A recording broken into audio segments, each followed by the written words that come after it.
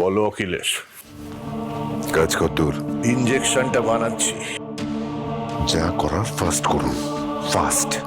হাতে সময় কিন্তু খুব কম। শুনুন, বাড়িতে অলরেডি বাবুলাল আর বুবলির খোঁজ পড়েছে। কোথায় গেল সেটা নিয়ে অলরেডি আলোচনা শুরু হয়ে গিয়েছে। খানিকক্ষণ বাদে যখন ওরা রিয়েলাইজ করবে যে ওরা সত্যি সত্যি উধাও, তখন কিন্তু ঘটনাটা আরো বড় আকার ধারণ করবে। পুলিশে খবরটা চলে যাবে, আমি সেটা নিশ্চিত। এইসব কথা আমাকে কেন বলছো অখিলেশ? কেন? এই ছোট্ট ব্যাপারটা তুমি সামলাতে পারছো না? সামলাচ্ছি তো, সামলাচ্ছি না? আপনি আপনার কাজটা যত তাড়াতাড়ি পারবেন শেষ করুন।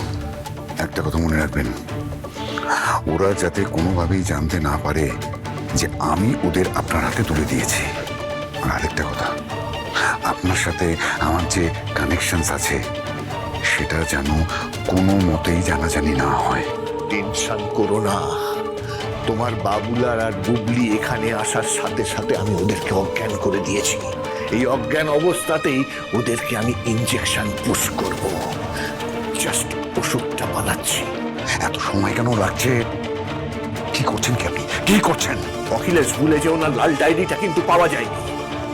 পাওয়া যায়নি তো, কিন্তু অভিজিতের ফর্মুলার লাস্ট পার্টটা আমি আমার মতন করে খাড়া করেছি।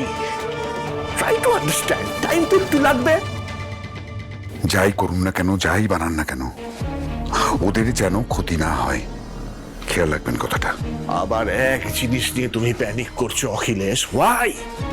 ইতিহাস সাক্ষী, বৈজ্ঞানিক গবেষণা সফল করার জন্য অনেক জীবন বিসর্জন দিতে হয়েছে, আগামী দিনেও দিতে হবে।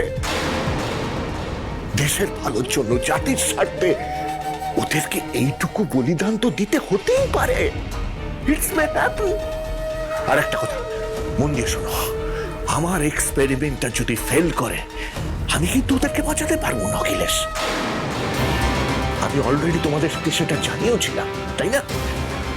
তখন কিন্তু আমার আরো মানুষ লাগবে, আরো মানুষজন। হ্যাঁ, এর জন্য কিন্তু মানসিকভাবে প্রস্তুত থেকো, ঠিক আছে?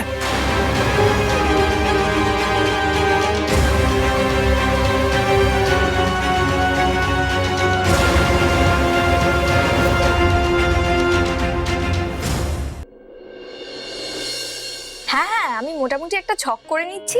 কাল কলেজে গিয়েই অ্যালামের ডিজাইনটা নিয়ে তোদের সঙ্গে বসে যাব, ঠিক আছে? চল, টাটা।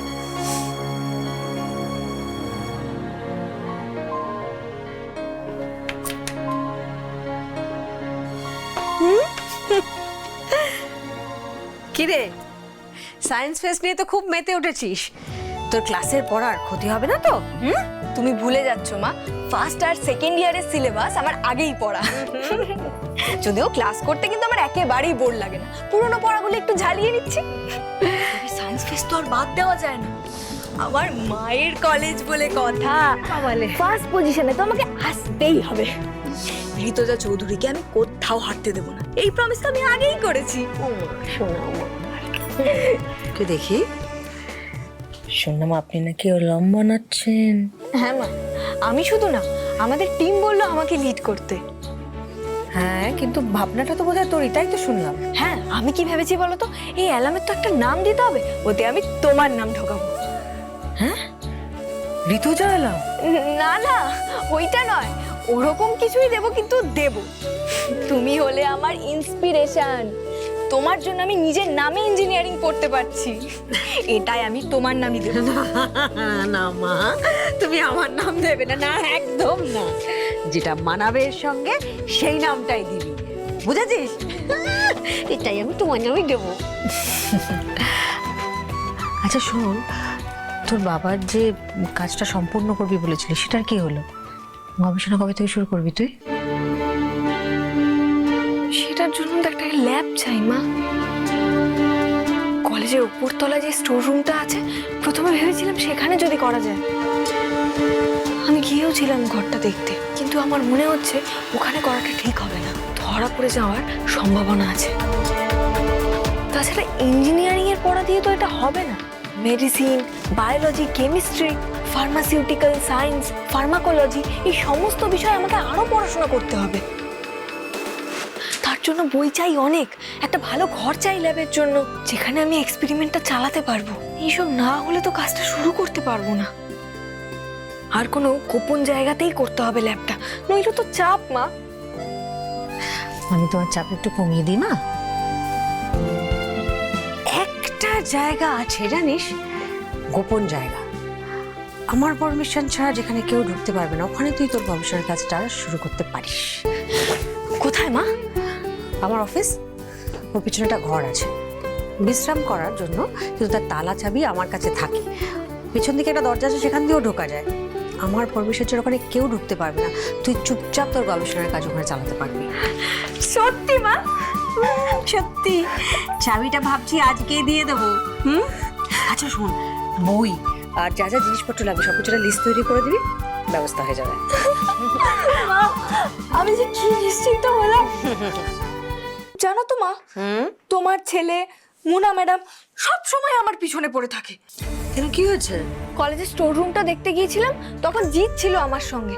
সেটা দেখে মোনা ম্যাডাম কি আজে বাজে কথা বললো আমাদের নিয়ে।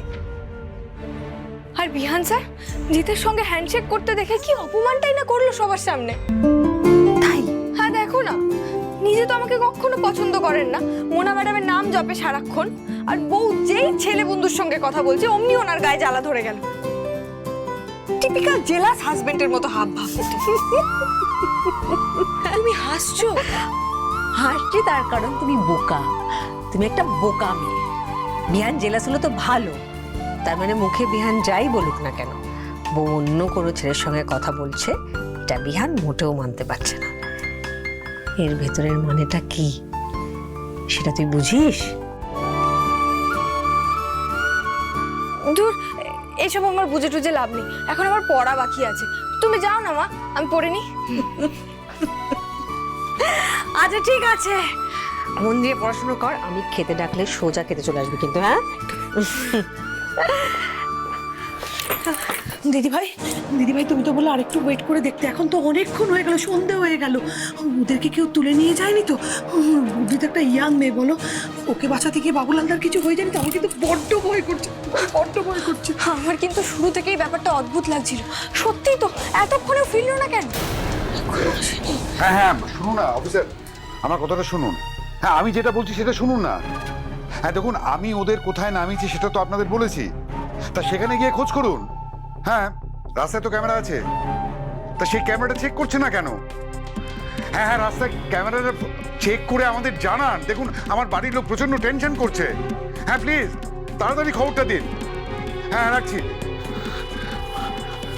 ঋতুজা, আমি না পুলিশকে খবরটা দিয়ে দিলাম, বুঝলে? আমাদের আর অপেক্ষা করাটা ঠিক হবে না। অখিলেশ, এতক্ষণ অপেক্ষা করাও ঠিক হয়নি, আমাদের আরো আগে পুলিশকে খবর দেওয়া উচিত ছিল। দেখো না কি হয়। দেখো, আমার যেটা মনে হচ্ছে, ফুটেজটা চেক করে দেখো, ওরা অ্যাটলিস্ট কোন দিকে গেছে সেটা তো আমরা জানতে পারবো, তাই না? তুই টেনশন।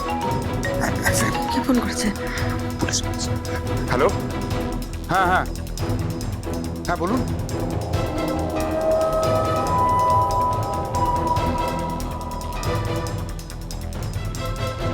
কি বলেন? কিডন্যাপ?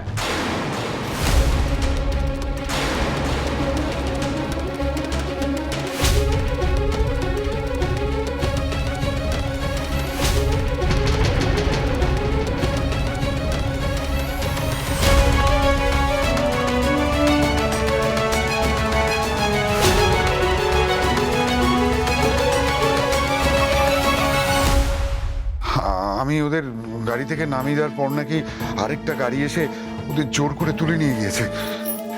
কি হয়েছে বাবা, কি হয়েছে? বাবুলালদার বুবলিকে কারা নাকি কিডন্যাপ করে নিয়েছে। কিডন্যাপ?